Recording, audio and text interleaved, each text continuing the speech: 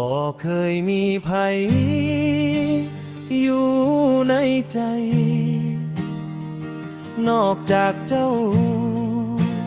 ผู้บ่นอผู้สาวอ้ายยกให้เจ้าเป็นเจ้าของใจหูโตบ่ลานอกจากเจ้าแล้วบ่เคยมีไผเคยเข้ามาย่างกลายอยู่ในใจของอ้ายได้เลยทุกข้อเฉลยคำตอบก็คือเจ้าทุกข้อคำถามเกี่ยวกับสองเฮาคำตอบคือเจ้าทุกคำเฉลยตั้งแต่ใดพ่อหน้าใจก็บอกว่าหักเจ้าจังเลยอยากฝากตัวเป็นเคยของพ่อแม่เจ้าได้บ่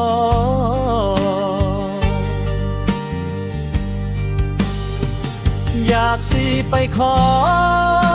พ่อแม่เจ้าสิว่าจังใดเจ้าพร้อมสิแต่งงานลับไปสินสอดเท่าใดถ้าอ้ายไปขอบอกบุญอ้ายแห่ลาเพื่อว่าเงินอ้ายบ่พอค่าดองจักบาทเหล่านั้นถ้าเงินบ่พอสิขายนามาให้บ่เคยมีไผ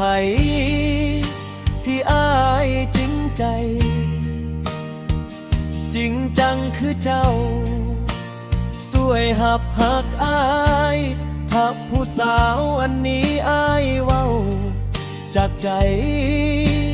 เลือกอ้ายนะน้องลาอ้ายนี่ขอสัญญาจากใจมีเจ้าแล้วสิบ่มีภัยเข้ามาในใจอ้ายได้อีกเลย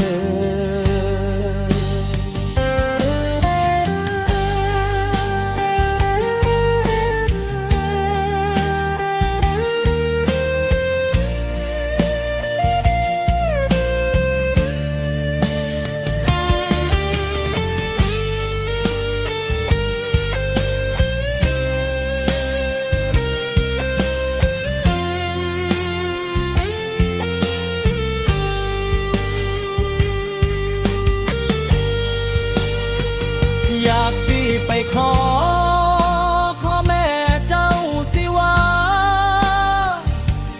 จังใดเจ้าพร้อมสิแต่งงานลับไปสินสอดเท่าใดถ้าอ้ายไปขอบอกบุญอ้ายแน่ลาเพื่อว่าบ่พอ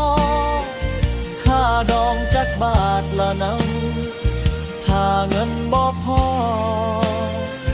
สิขายนามาให้บ่เคยมีไผที่อ้ายจริงใจจริงจังคือเจ้าสวยหับหักอ้ายเขาผู้สาวอันนี้อ้ายเว้าจากใจเลือกอ้ายนะน้องลาอ้ายนี่ขอสัญญาจากใจมีเจ้าแล้วสิบ่มีภัยเข้ามาในใจอ้ายได้